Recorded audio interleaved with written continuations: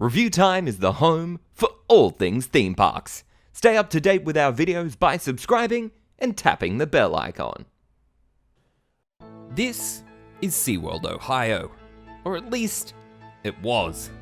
50 years ago, SeaWorld would open their second ever theme park on the banks of Geauga Lake, not too far away from Cleveland.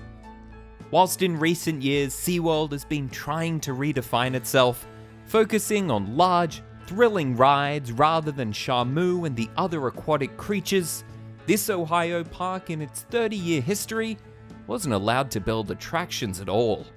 SeaWorld Ohio was a hit with guests from day one, but plans and agreements set in place that initially would lead to the park's success would ultimately prove to be its downfall, and in the end would see the park sold off and absorbed into the world's largest theme park. For ReviewTyme, I'm Luke, and this is the story of SeaWorld Ohio, the theme park forbidden from building rides.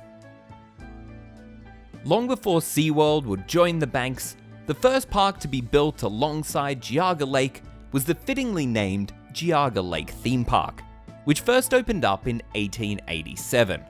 Though this initial park, just 20 miles southeast of Cleveland, was nothing more than some picnic grounds and the namesake lake itself.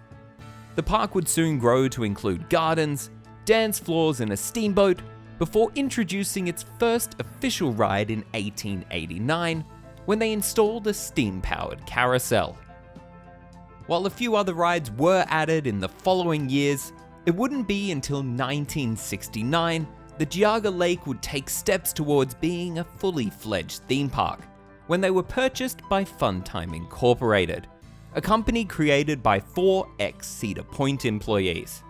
In their first decade of ownership alone, they added countless major attractions, including a log flume, sightseeing tower, and even an Arrow double looping coaster. Just a few years before Geauga Lake would take those few big steps towards becoming a true theme park, the first SeaWorld park would open in San Diego in 1964. The $1.5 million park would open up with just a few dolphins, sea lions, and 2 aquariums. The small-scale marine park would welcome over 400,000 visitors in its first year of operation. The initial success of SeaWorld's California park would prompt SeaWorld to list itself as a public company in 1968, in order to gain funds to expand the brand and build additional parks.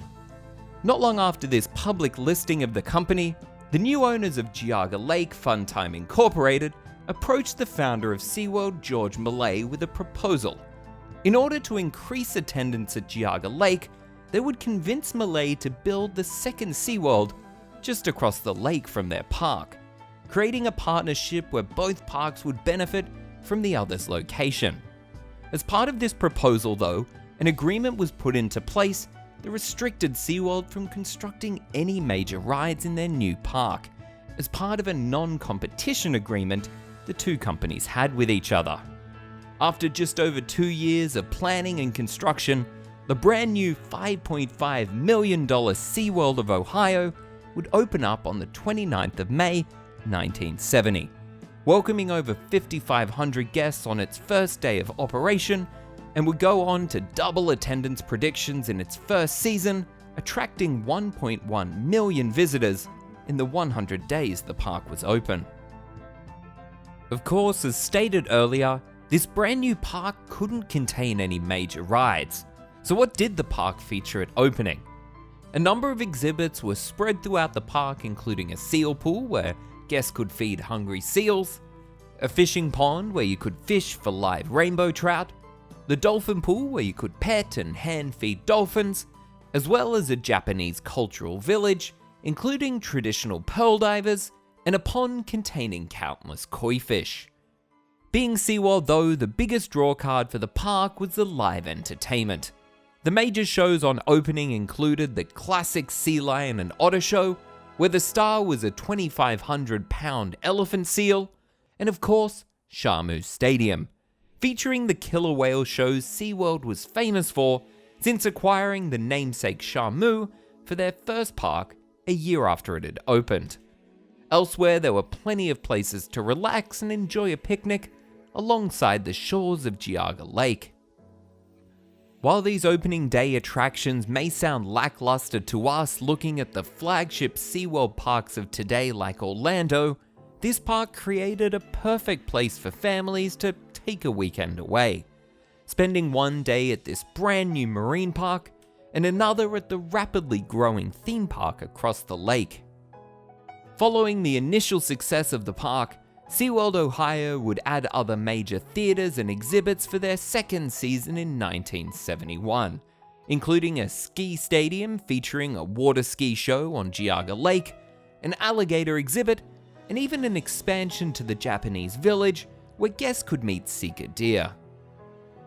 These expansions would continue in the preceding years, with some of the more major additions including upgraded dolphin and seal pools, as well as a 4D theater, containing the absolute classic of Pirates 4D, starring Mr. Imagination himself, Eric Idle, and one of my favorite actors, Leslie Nielsen.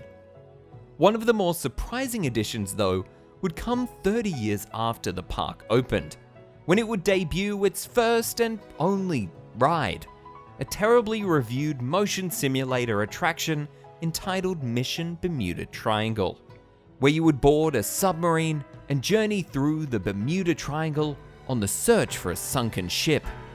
This ride would be the most expensive single edition added to SeaWorld Ohio and was approved outside of the non-competition agreement the park had with their neighbor. By the new millennium in 2000, the park had quintupled in size from its original opening day footprint, but it was still not allowed to build any large roller coasters or water rides that the SeaWorld chain at the time had begun to become known for, thanks to rides like Journey to Atlantis at SeaWorld Orlando, which opened up in 1998. So whilst guests could watch the ski show and stare across the lake at the large towering coasters and rides at Geauga Lake, they couldn't ride anything like it in the park they were in, and that would ultimately prove to be the park's downfall. In the years leading up to this new millennium, the Geauga Lake theme park would see massive ownership changes, first being bought out by Premier Parks in 1995, before Premier would purchase Six Flags in 1998, officially rebranding the park as Six Flags Ohio in 2000. The easiest way SeaWorld saw to turn Ohio into a more thrill-based park, just like their other properties were experiencing success with, was to approach Six Flags about purchasing the Ohio property for themselves, and turning the two separate parks into one Busch Gardens. Six Flags quickly denied their offer though, before turning around with a counter-offer, which was quickly accepted by SeaWorld, looking to escape the cold of Ohio's seasonal operations, with SeaWorld Ohio being sold off to Six Flags for $110 million in cash. SeaWorld moved its animals to its other 3 open locations, and Six Flags would replace them with creatures borrowed from Discovery Kingdom.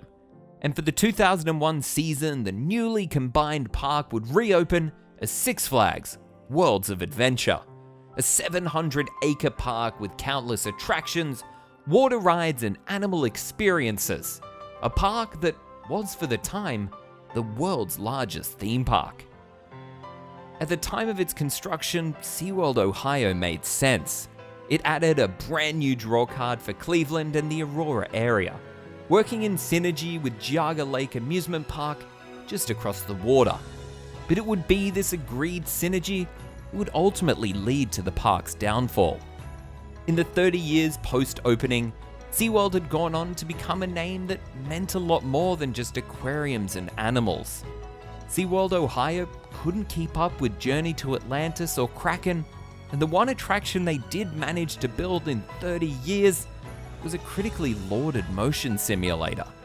But whilst the closing of SeaWorld was a sad day for Ohio, its closure was nothing compared to the devastation that was to come to the Six Flags World of Adventure Park that would absorb it.